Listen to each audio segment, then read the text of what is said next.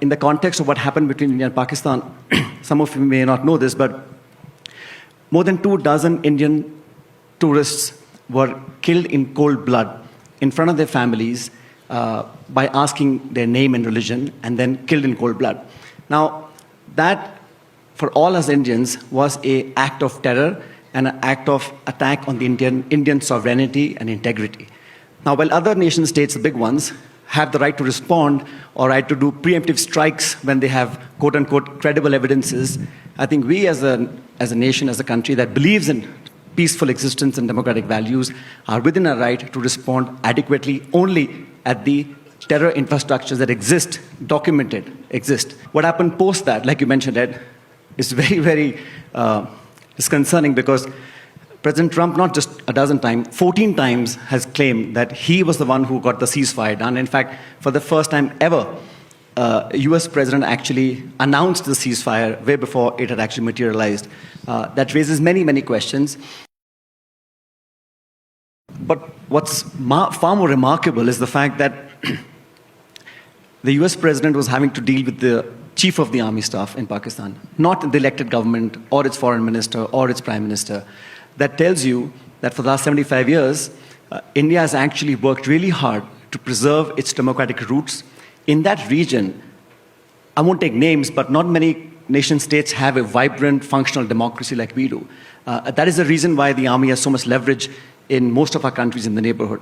And that's why General Munir was called for lunch and not the elected government of Pakistan.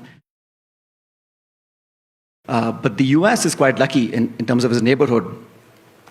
Some of them are friendly, some are not willing to be bought out, and you have oceans on both sides. But India has a very different neighborhood, and we have to navigate that landscape on our own. Therefore, whatever we decide to do in terms of our internal security issues, our border issues, our foreign policy issues, our immediate neighborhood, are singularly focused on protecting our own national interests. And like you said, to counterbalance the region as such, I think India has a pivotal role to play, irrespective of who's in government in the US and who's in government in India. Because the post-Second World War reality is what it is. And we have to recognize the fact that India houses 1/6 of humanity. We have a huge young population whose average age is 29 years, a lot of growth potential, and I think people want to be a part and be a stakeholder in that growth. So we don't want anyone or anything to impede that growth trajectory. Therefore, I think it's in the interest of everybody to work in a collaboration, to actually work on the things that suit everybody, including global peace and regional security. Post-Second World War, the UN Security Council, NATO, etc., institution-based functioning of global affairs. But people who populate the earth, South America, Africa, India, don't have a place in the Security Council. This is the global reality. Now, if BRICS comes together as a platform, it's only a credible voice of the South. And nothing the BRICS has ever done which challenges anything that's of US interest. So I think it's fear-mongering to talk about currency replacement, etc. I think that's coming anytime soon.